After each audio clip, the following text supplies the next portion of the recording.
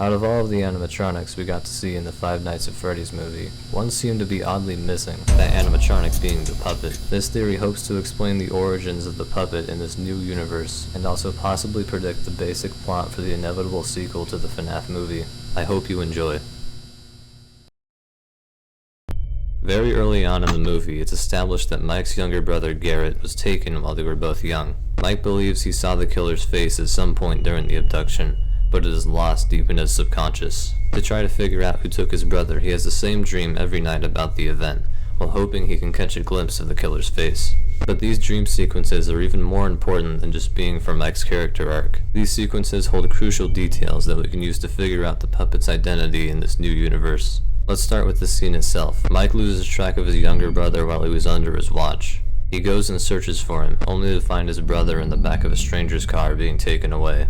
We all know it was the purple guy who did it, but that isn't really the important part. The important parts are the things surrounding this event. The killer chose a child who was isolated from the rest of the people in the area. He then pulled up in his car and took the child away to presumably continue with the murder.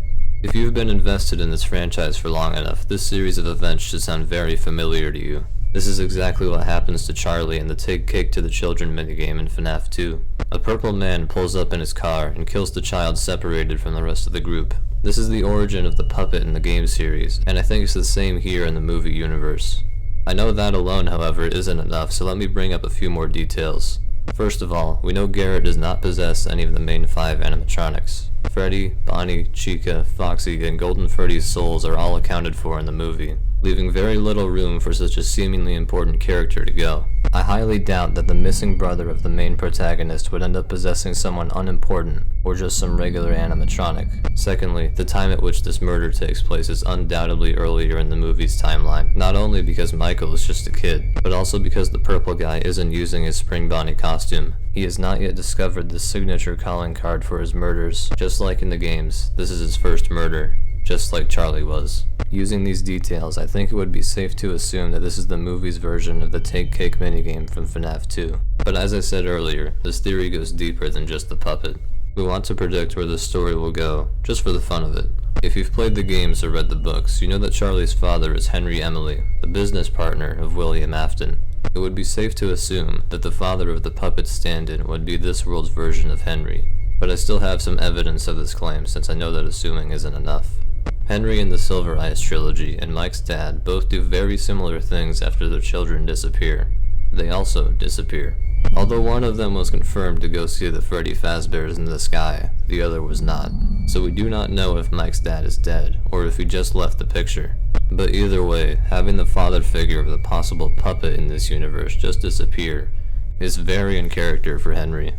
Even in the games, he doesn't show up until Pizzeria Simulator, or FNAF 3, depending on how you think that fire started. It was only once he learned what the purple guy had done that he decided to come back into the picture. Aside from that, when Mike was being recruited for his job in the movie, as soon as William learned his last name, he instantly tried his best to get Mike to take the job. I don't think he recognized his name just because of Garrett, though. I think it was because William and Henry were also business partners in this universe, and somehow in William's mind, Henry had wronged him. I think the attack on Garrett was targeted. William wanted to get back at Henry, just like in the games. Now I know that last point could be a bit iffy, but to me it's good enough, considering how much inspiration was taken from the games and books to make this movie. So, assuming I'm right, and all of this is true, which some of it probably isn't, I think this next piece could help us put together a very basic understanding of what could happen in the sequel. If you sit through the credits of the FNAF movie, you will see two things. First, you will see Springtrap, twitching just like he does in the FNAF 3 trailer, implying his eventual return. But if you wait a bit longer, you will start to hear a certain song that you might be familiar with. The puppet's infamous song, Grandfather Clock, will start playing, and the robotic voice from FNAF 2 will start spelling out words, just like in the game. The voice spells out the words, "Come find me." I think this is referring to both the puppet and Springtrap, seeing as how they're both present in these post-credit scenes. Somehow, someway, Mike will find the puppet, and maybe even begin to heal from his trauma from what happened to his younger brother. Springtrap will probably show up again, but only very sparingly, maybe as another post-credit scene. I do think, however, that they will make a lot more use of William Afton, mainly because Matthew Lillard, the actor for William Afton, has a 3-picture deal in place, so they have to use him somehow in the second film. The second movie will also probably explore the relationship between William and Henry, and maybe even give us a reason why William took Garrett. I don't know if half the movie will take place in the past, but either way, the relationship will definitely be explored. I really don't think we'll see Fazbear's Fright though. That is definitely way too final of a location for the second movie to take place. Speaking of, I'm not really sure where this movie will take place. If some of it takes place in the past, then I could see them using a FNAF 2-like location. But outside of sections like that, the only thing I could think of is Mike tracking down an old location to try and find his brother. He does now know that William is the one that took Garrett, so maybe he'll start visiting other old Freddy's locations for clues, but end up encountering the puppet and kickstarting the movie.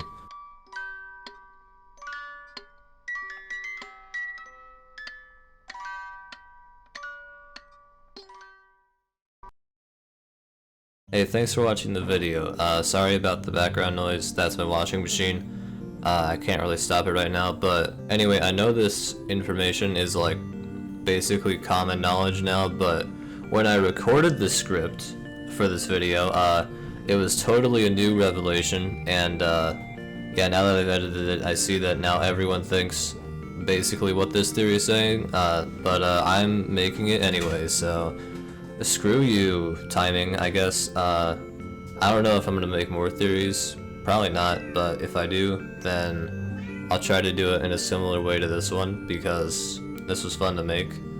And, you know, funnier story, I should say, the whole project kinda killed itself, like 80% way through the making, so I was trying to, like, finagle and summon some demons to try to get this back for like an entire hour. Sophie, get the... Thank you. Okay, sorry, that was my cat. Anyway, I was trying to like fight with the forces of nature to try to get this thing back into existence, and basically the story goes, I added too many effects, and the whole program just kinda shit itself, and then it wouldn't open, it would just crash whenever I clicked on the project. So I was trying to do some arcane magic to like get this thing working again, but it turns out the only thing I had to do after like an hour of trying numerous weird solutions was just update the program to the latest version, and that fixed the whole thing. So yeah, don't just jump to weird conclusions, I guess. Just try the basic stuff and it usually will work. Anyway though, I hope you enjoyed, and I'll see you with whatever I post next, which I don't know what that will be, but it will be something. Goodbye.